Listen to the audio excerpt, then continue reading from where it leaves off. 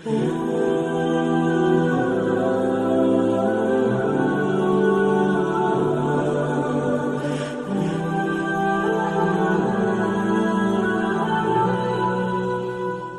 muslim yang percaya kepada Allah, setiap muslim yang percaya kepada Rasulullah, insya Allah akan masuk surga kalau dia tidak menyekutukan Allah Subhanahu wa taala.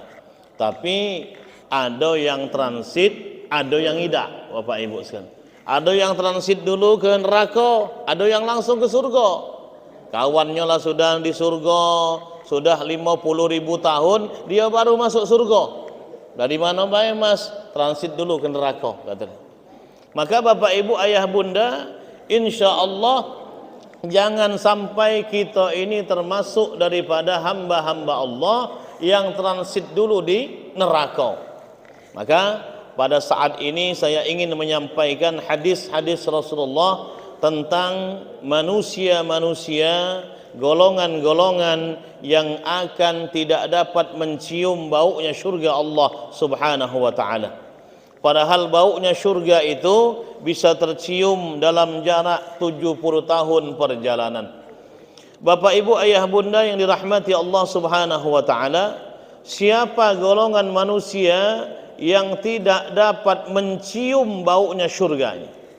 Jangankan masuk dalam surga, mencium baunya baik tidak bisa dia. Siapa mereka? Ada beberapa golongan yang termaktub dalam hadis-hadis Rasulullah Muhammad sallallahu alaihi wasallam. Yang pertama, Rasulullah sallallahu alaihi wasallam bersabda, "La yadkhulul jannah man kana fi qalbihi misqalu dzarratin min kibrin." Tidak akan masuk dalam syurga orang-orang yang di dalam hatinya terdapat seberat biji sawi, seberat biji atom daripada sifat-sifat kesombongan. Hati-hati Bapak Ibu, sombong ini banyak macam sebab. Sombong ini bisa terjadi karena kita punya pangkat yang tinggi. Dia punya jabatan yang tinggi, punya pangkat yang tinggi. Misalnya AKBP, aku kak bak polisi misalnya kan, atau kompol misalnya kan, atau yang lebih tinggi lagi irjen misalnya, irjen Perdisambo misalnya kan, atau irjen siapalah. Kemudian gara-gara pangkat yang tinggi ini dia kemudian sombong kepada orang lain, semena-mena kepada orang lain, maka orang yang semacam ini haram mencium baunya surga. Sombong bisa terjadi karena kita punya banyak harta Bapak Ibu. Kaya raya, punya banyak harta, dia kemudian menjadi sombong. Sombong bisa terjadi karena kita ini keturunan orang hebat, keturunan bapak presiden, keturunan bapak gubernur, keturunan wali kota, keturunan kiai, keturunan habaib, keturunan ustadz dan lain sebagainya. Jadi sombong gara-gara keturunan orang-orang hebat. Kemudian sombong bisa juga terjadi gara-gara orang ini cerdas, otaknya encer. Orang ini ilmunya tinggi Bapak Ibu, jadi sombong dia gara-gara ilmunya tinggi.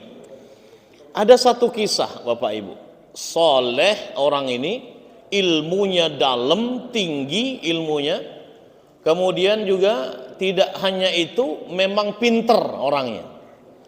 Jadi suatu kali di negeri Yaman, di kota Tarim tepatnya, ada sebuah pondok pesantren yang tertua di kota Tarim, di Yaman itu. Ada seorang murid di dalamnya, itu cerdasnya luar biasa, pinternya luar biasa. Seluruh kitab-kitab kuning itu mayoritas dia hafal. Ini kitab yang kayak gini nih hafal di luar kepala dia. Fathul Mu'in, Fathul Wahhab, Bulughul Maram, hafal di luar kepala dia. Jadi kalau ngajar tidak usah pakai kitab lagi, tutup kitabnya, tidak usah buka-buka pecah saya ini Bapak Ibu sekalian. Tafsir hafal, Suatu ketika karena dia ini sudah saking hebatnya, ilmunya tinggi, dalam ilmunya, budak ini tadi sombong kepada gurunya, sombong kepada kiainya, sampai-sampai dia manggil kiainya, tidak manggil gelar lagi, Pak Kiai, Habib, enggak manggil lagi itu. Jadi dia manggil kiainya dengan namo baik, namo Abdullah. Gimana kabar? Abdullah, nak kemana? Itu baik dia manggil kiai. Saking dia ini merasa dirinya lebih hebat daripada kiainya. Suatu ketika, singkat cerita, ini si murid yang durhaka sama gurunya tadi diundang untuk ceramah di luar pesantren. Dia tidak izin lagi sama kiainya, tidak pakai izin-izinan, kata dia. Saya kan sama kiai saya, ilmu saya juga sudah tinggi, lebih hebat dari kiai saya, kitab-kitab saya hafal, dia bilang. Kemudian keluar dia karena diundang ceramah Isra Mi'raj di suatu tempat, keluar tanpa izin kiai. Kemudian kiai nanya sama santri yang lain, di mana ini si fulan, kata kiai.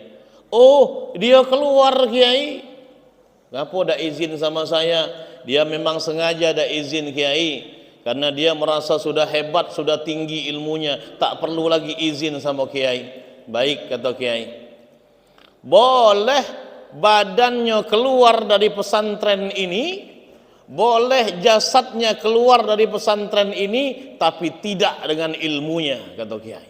Subhanallah, ini kata-kata kiai. Kemudian dia sampai di tempat acara berlangsung, orang sudah pada ramai, khalayak ramai sudah pada kumpul di tempat itu, di masjid besar. Orang ramai, kenapa orang ramai? Karena terdengar yang bakal ngisi pengajian yaitu seorang santri senior, seorang santri yang luar biasa, yang ilmunya tinggi, Masya Allah, dari pondok pesantren yang betul-betul ternama di kota itu, kota Tarim. Banyak orang hadir itu, membludak yang hadir, sampai ke teras-teras masjid. Akhirnya dipanggil namanya kepada Fadilatul Kiram Al-Ustad Al-Mukarram, ya, Ahmad bin kepada beliau waktu dan tempat kami haturkan. Gagah dia, berjalan gagah ke atas panggung, kemudian menyampaikan ceramahnya. Assalamualaikum warahmatullahi wabarakatuh. Hadirin kemudian salamnya dijawab dengan gegap gempita. Kemudian dia pembukaan, Alhamdulillah wassalatu wassalamu ala Rasulillah wa ala alihi wa sahbihi wa mawala, amma ba'du, fala hawla wa la quwwata illa billah. Habis itu tidak bisa ngomong lagi.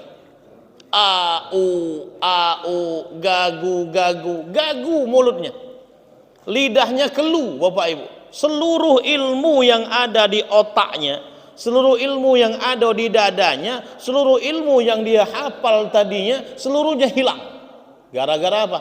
Gara-gara su'ul adab dengan kiainya, gara-gara tidak punya akhlak dengan orang yang pernah mengajarkan ilmu kepadanya. Hilang ilmunya, Masya Allah. Dari situ dia kemudian malunya luar biasa. Khalayak ramai sudah tahu apa yang terjadi, gara-gara dia su'ul adab dengan gurunya. Ilmunya tidak berbekas sama sekali, karena doa gurunya, boleh jasadnya keluar dari pesantren ini, tapi tidak dengan ilmunya. Subhanallah. Bapak Ibu, ayah bunda yang dirahmati Allah Subhanahu wa ta'ala, akhirnya ini orang jadi apa? Jadi penjual arang di pasar. Sampai mati dia jadi penjual arang, ilmunya tak manfaat sama sekali. Bapak Ibu, ini buah daripada kesombongan seorang murid kepada gurunya. Maka sifat sombong, Bapak Ibu sekalian, akan menyengsarakan kita kalau kita tidak bertaubat kepada Allah Subhanahu wa ta'ala. Sifat sombonglah yang kemudian dapat membuat iblis keluar dari surga. Bapak Ibu, ayah bunda yang dirahmati Allah, ini yang pertama. Orang yang sombong akan haram baginya mencium baunya surga. Kemudian yang kedua, Rasulullah sallallahu alaihi wasallam bersabda, Man ta'allama ilman, barang siapa yang mencari ilmu, mimma yabtagha bihi wajhullah, yang seharusnya ilmu itu untuk mencari keridhaan Allah, la yata'allamuhu, dia tidak mencari ilmu illa liyusiba bihi, kecuali untuk memperoleh aradan minad dunya, sekeping daripada kehidupan dunia, sekeping daripada kenikmatan dunia. Lam yarah raihatal jannah aw lam yajid arafal jannah, dia tidak akan dapat mencium baunya surga. Bapak Ibu, ayah bunda, ini adalah himbauan, ini hadis adalah ajakan, hadis supaya anak-anak kita yang sedang menuntut ilmu, cucu-cucu kita yang sedang menuntut ilmu, baik itu di pondok pesantren, baik itu di sekolah-sekolah formil, untuk meniatkan menuntut ilmunya hanya untuk mencari ridha Allah subhanahu wa ta'ala. Nah, kau kupondokkan di pondok pesantren, nak, bukan untuk mencari dunia, tapi untuk mencari ridha Allah. Kalau kau nanti hafal Quran, jangan gunakan hafalan Quranmu untuk mencari sekeping dunia, nak, karena akan sia-sia nantinya. Tapi niatkan untuk mencari ridha Allah. Nah, kalau engkau nanti hebat dalam masalah agama, hafal engkau hadis, hafal engkau ayat-ayat Allah, hafal engkau kitab-kitab kuning, nak, jangan gunakan untuk mencari sekeping dunia, tapi gunakan untuk mencari ridha Allah subhanahu wa ta'ala. Bapak Ibu, ayah bunda, ini penting. Kenapa? Karena kalau orang itu nanti mengajar karena ingin mendapatkan sekeping dunia, mengajar hanya cuman dapat duit baik, maka yang dia dapatkan duit itu baik, tapi dia tidak akan mendapatkan pahala di sisi Allah subhanahu wa ta'ala. Kalau dia ngajar ngaji keliling kampung sano sini, rumah sano, dia hanya mengharapkan duit amplop baik, maka yang dia dapat cuman amplop.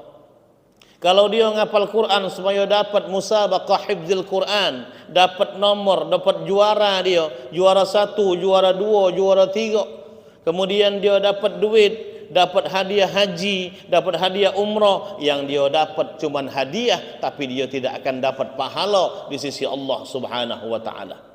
Kalau seseorang kemudian ceramah sano sini hanya mengharapkan sekeping amplop, Bapak Ibu sekalian, maka yang dia dapat hanya amplopnya baik, tapi tidak dapat isinya, Bapak Ibu sekalian. Isinya apa? Isinya pahala dari Allah subhanahu wa ta'ala. Amplop dia dapat, Bapak Ibu, tapi dia tidak akan dapat pahala di sisi Allah subhanahu wa ta'ala. Apalagi kalau kemudian yang dia lakukan memilih yang amplopnya lebih besar, Bapak Ibu. Ada 2 jadwal ini, Bapak Ibu sekalian. Sikok di Masjid Aqabah 1 Pusri, ya, sikoknya lagi di Masjid Al-Muhajirin. Ceto ini Masjid Muhajirin 3,5 cuman Masjid Muhajirin. Masjid Aqabah 1 ceto 7,5, Bapak Ibu. Kacek 400, Bapak Ibu. Ceto milih Aqabah 1 walaupun jauh, Bapak Ibu. Yang di Muhajirin diinjokkan sama orang lain. Na'udzubillah, summa na'udzubillah. Orang macam ini hanya dapat amplop baik, tapi tidak dapat pahala di sisi Allah subhanahu wa ta'ala. Bapak Ibu, ayah bunda, banyak zaman mak ini hari sedang booming ngapal Quran. Zaman kami dulu ngapal Quran tidak booming. Zaman kami kecil tahun 80-an, Bapak Ibu sekalian, ngapal Quran lillahi ta'ala. Tak katik kemudian ada kemudahan masuk TNI gara-gara hafal Quran, ada kemudahan masuk polisi gara-gara hafal Quran, masuk kuliah tidak ada dites lagi gara-gara hafal Quran, ada beasiswa sampai lulus gara-gara hafal Quran. Tak katik zaman kami kecil. Maka ngapal Quran lillahi ta'ala, mudah untuk menata niat.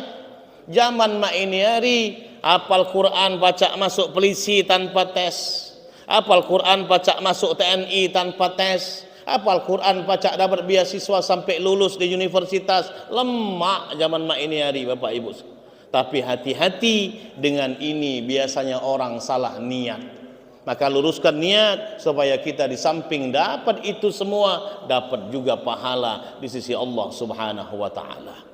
Bapak Ibu ayah bunda yang dirahmati Allah Subhanahu wa taala, maka itu yang kedua.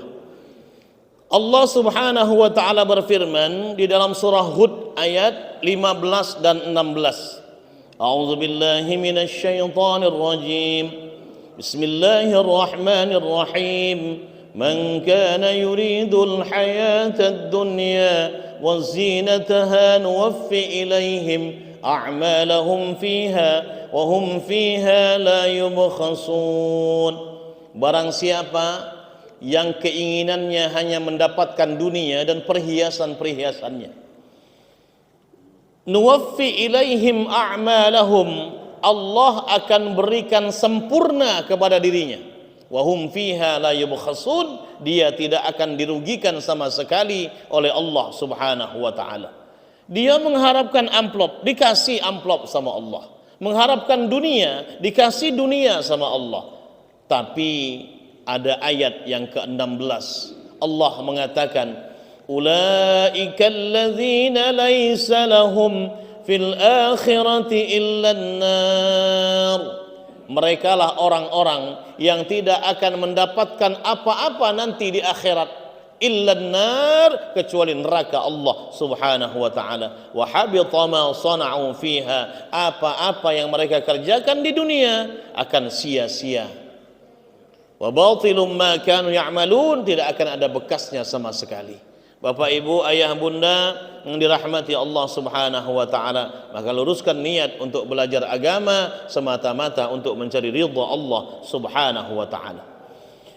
Kemudian yang ketiga, Rasulullah sallallahu alaihi wasallam bersabda, sinfani min ahlin nar, ada dua golongan dari ahli neraka, lam arahuma min ba'di, kami atau saya, kata Rasulullah, tidak pernah melihat ini golongan semasa hidup saya.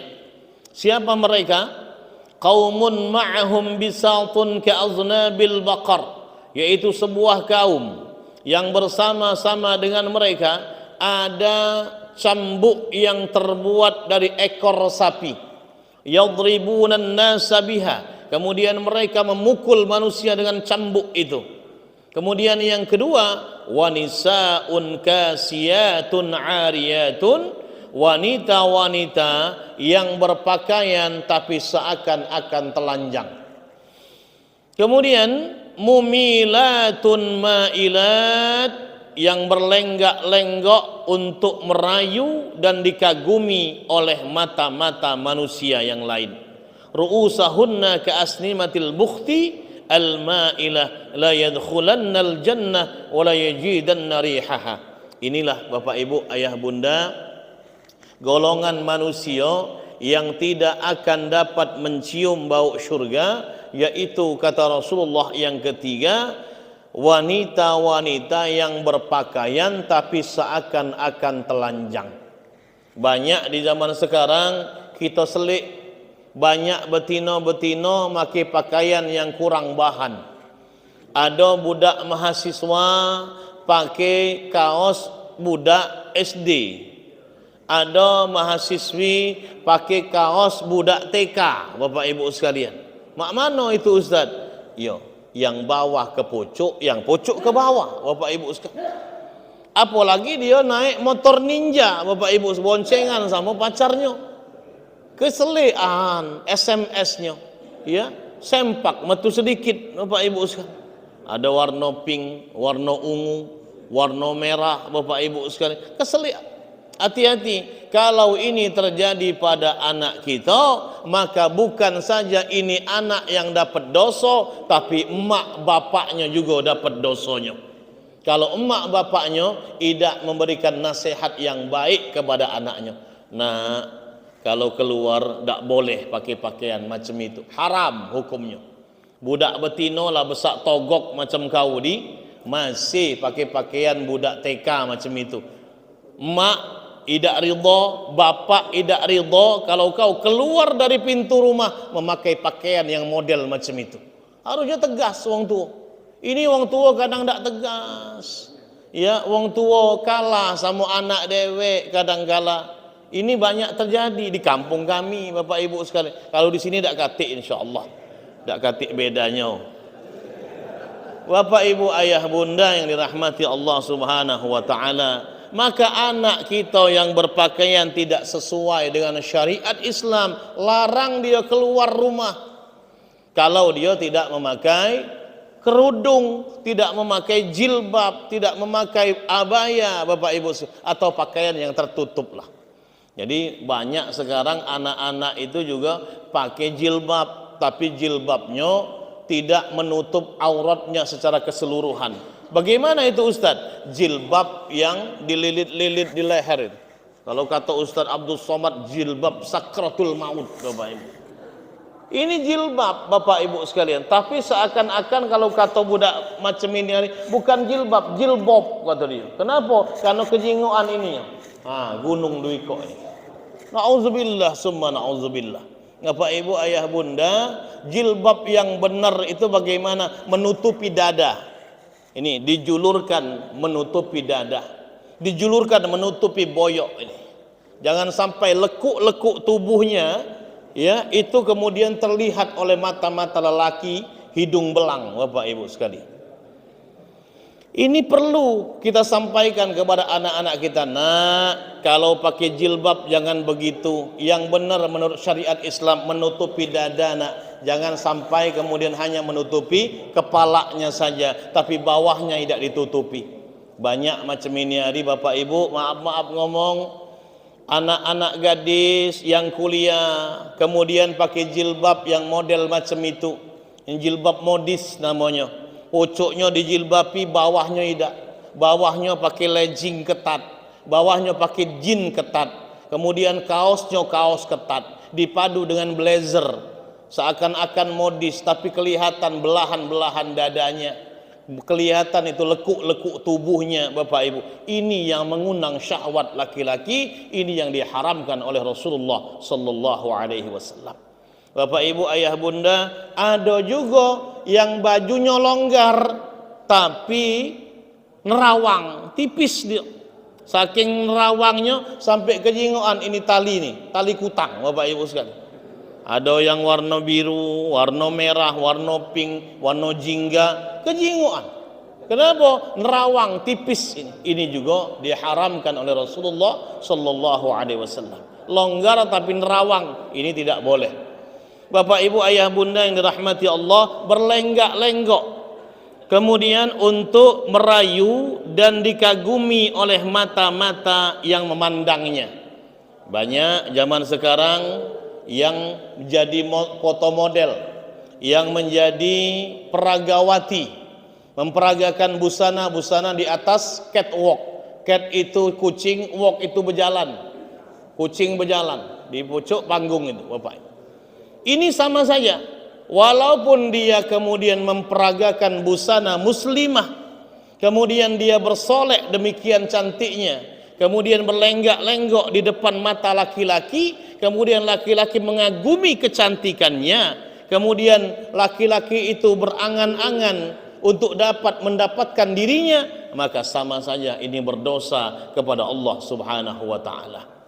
Bapak Ibu, jangan bangga punya anak jadi peragawati, jangan bangga punya anak jadi foto model, Bapak Ibu sekalian, dikagumi oleh mata-mata lelaki. Kalau dia lakukan itu, tidak hanya dia yang berdosa, tapi Bapak Ibu juga berdosa. Bapak Ibu ayah bunda yang dirahmati Allah Subhanahu wa taala, ini yang perlu disampaikan. Itu banyak berdosa, apalagi kalau kemudian dia pakai pakaian yang tidak sesuai syariat Islam. Pakai pakaian ini you can see, pakai pakaian bulik ton, bulu kelek katon, pakai pakaian ini apa namanya, celana wahai Bapak Ibu sekalian, yang nutupin hanya pahanya baik. Kalau pucuk lagi celana aduhai, pucuk lagi hai. Ini juga tidak boleh, Bapak Ibu sekalian, ya, tidak sesuai dengan syariat Islam. Ada banyak zaman ini hari ibu-ibu muda kaget belanja di warung cuma pakai celana Hawaii, Anak-anak muda yang betino belanja kadang-kala cuman pakai celana Hawaii tadi, hati-hati, ini berdosa.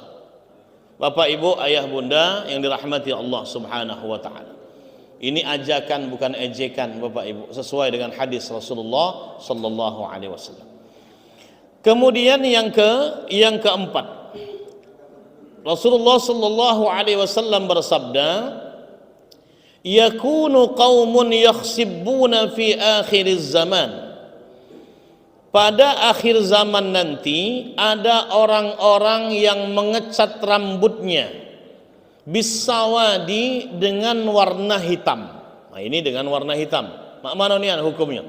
Kahawasidil hamam, sebagaimana warna mayoritas burung merpati, dada burung merpati. La yarihuna raihatal jannah, mereka tidak akan dapat mencium baunya surga. Ini hadis mengenai hukum orang yang mengecat rambutnya dengan warna hitam. Rambutnya sudah putih karena sudah umurnya lah tua, banyak putihnya daripada hitamnya, akhirnya supaya kejinguan gagah dia cat rambutnya dengan warna hitam untuk memanipulasi supaya kejinguan masih muda di mata perempuan misalnya, kejinguan masih muda di mata orang lain misalnya. Ini namanya memanipulasi. Ini tidak boleh, haram hukumnya menurut mazhab Imam Syafi'i. Syafi'i itu mengatakan Bapak Ibu, ngecat rambut dengan warna hitam haram, tapi mengecat rambut dengan warna selain hitam itu boleh. Contoh, ngecat rambut dengan warna hijau boleh, ngecat rambut dengan warna biru, warna ungu, ya, warna coklat boleh Bapak Ibu menurut Imam Syafi'i. Kemudian menurut mazhab yang tiga lagi, Hambali, Hanafi, Maliki, ngecat rambut dengan warna hitam hukumnya makruh. Ini Bapak Ibu sekalian, silakan nak melok yang mana? Nak melok yang makruh apa nak melok yang haram? Kalau aku terus terang meloknya mazhab Imam Syafi'i yang mengharamkan ngecat rambut warna hitam Bapak Ibu sekalian. Boleh dak Ustaz ngecat rambut dengan warna hitam pada saat peperangan? Nah, ini yang boleh. Pada saat peperangan di zaman Rasulullah sallallahu alaihi wasallam, pernah suatu ketika Rasul memang menyuruh para sahabat-sahabatnya, bala tentara Islam, untuk ngecat rambutnya dengan warna hitam. Supaya apa? Supaya menggetarkan hati musuh. Jadi kejingoan dari lawan ini, kita ini muda-muda masih Bapak Ibu sekalian. Oh, subhanallah. Orang-orang kafir ini jingok. Wow, hebat pasukan Islam. Muda-muda galau, masih gagah-gagah galau dari kejauhan Bapak Ibu. Karena rambutnya hitam-hitam galau. Tak taunya kalau dari dekat sudah keriput-keriput rainya. Ini lehernya lah kendur-kendur galau Bapak Ibu. Ini boleh dalam rangka supaya menggetarkan hati musuh dalam saat peperangan. Tapi ketika di luar peperangan, saat normal semacam ini haram hukumnya menurut mazhab Imam Syafi'i. Bapak Ibu, ayah bunda, yang namanya rambut putih ini sudah sunnatullah. Tidak usahlah dicet-cet lagi. Ini cet alami sudah dari Allah Bapak Ibu. Makin tua makin putih. Ini mengingatkan kita bahwasanya kita sudah nak masuk liang kubur. Janganlah bergaya-gaya terus Bapak Ibu sekalian. Dulu zaman waktu masih muda, umur 20 tahun, lesung pipitnya 2. Kalau ketawa wong lain kelepek-kelepek nyingoknya. Ya. Ini umur lah 60 tahun, lesung pipit di segala muka Bapak Ibu sekalian. Siapa lagi nak kelepek-kelepek nyingoknya? Bapak Ibu, ayah bunda, ini mengajarkan kepada kita bahwasanya jangan pernah merubah ciptaan Allah Subhanahu wa taala. Rambut putih terima baik, kulit keriput terima baik, mata sudah mulai rabun terima baik, kependengaran sudah mulai tidak tajam terima baik. Jangan kemudian kita mengado-ngadokan yang dilarang oleh agama kita. Bapak Ibu ayah bunda yang dirahmati Allah Subhanahu wa taala. Itu yang keempat. Yang kelima, ayyuma imra'atin sa'alat zawjaha at-talaqa, siapa saja kaum wanita, istri-istri, sa'alat zawjaha at-talaq, yang meminta kepada suaminya untuk diceraikan, min ghairi ma ba'sin, dengan tanpa alasan yang dibenarkan syariat agama, fa haramun 'alaiha raihatal jannah, maka haram baginya mencium baunya surga. Hati-hati ini ibu-ibu. Ibu-ibu ujuk-ujuk tiba-tiba dak kati angin dak kati hujan minta cerai sama lakinya. Kak, pokoknya hari ini juga aku minta cerai sama kau, Kak. Aku tidak galak lagi hidup sama kau, lah capek lah lelah aku, Kak. Hidup sama kau ni, aku minta cerai pokoknya. Sekarang juga, Kak. Kau nak enjuk, kau nak idak, pokoknya aku nak keluar dari rumah ini. Hati-hati. Kalau alasannya tidak sesuai dengan syariat agama, haram ibu untuk mencium baunya surga. Kecuali kalau laki-lakinya galak nangani, tidak galak ngenjuk nafkah, kemudian laki mentelantarkan kita lebih daripada 3 bulan lamanya, tidak memberi nafkah, ngenjuk nafkah, idak, galak nangani dan lain sebagainya, Bapak Ibu, ini boleh ibu ngajukan gugatan cerai. Tapi kalau lakinya baik-baik, galak ngadiri pengajian di Masjid Jami' Muhajirin, subuh-subuh dia bangun, salat subuh jamaah, baik hatinya, sama uang juga baik, Bapak Ibu sekalian, kita kemudian minta cerai ujuk-ujuk, haram surga bagi kita. Contoh, ini banyak terjadi Bapak Ibu. CLBK, cinta lama bersemi kembali, gara-gara main Facebook, temu sama kawannya dulu waktu SMP, linjangan dia waktu SMP. Nah, kawan aku ini, kata dia, kakak ini, tambah belaga, kakak ini rupanya ya cacam, ngapo tak jadi dulu dengan dia ini. Akhirnya ketemu nge-add pula Bapak Ibu sekalian. Akhirnya nge-add, akhirnya diterima sama orang. Nah, ini dia ketemu lagi, kata dia. Akhirnya tukar-tukaran nomor WA, tukar-tukaran nomor WhatsApp, akhirnya kopi darat Bapak Ibu. Kopi darat di rumah makan Sri Melayu Bapak Ibu sekalian. Contoh misalnya, yang lanang ini Masya Allah luar biasa, yang betina lah nunggu duluan ya, saking dia senang ketemu lagi dengan linjangan dia waktu SMP dulu. Sampailah di sana, dia nunggu barang 5 menit, datanglah ini laki-laki. Wah, gerot Bapak Ibu sekalian, perlente, gagah Bapak Ibu sekalian. Dulu buntu lanang ini, sekarang gagah Bapak Ibu. Tidak ketemu 10 tahun. Kemudian naik mobil Pajero Sport yang baru Bapak Ibu, pakai jas, pakai dasi ya, dasi kupu-kupu Bapak Ibu. Masuk di dalam rumah makan Sri Melayu. Adik sudah lama nunggu. Idak, Kak, baru bayar 5 menit. Dek, tambah cantik kau, Dek. Iyalah, Kak, alhamdulillah dari dulu aku ni cantik. Dek, Masya Allah. Kau sudah pesan? Iya, masalah belum? Makan. Apa bayar adik pesan? Aku bayar juga lah. Ya, bila perlu bungkus, kata dia. Nak bungkus berapa bayar? Terserah Dek. Kakak bayar, ngebos.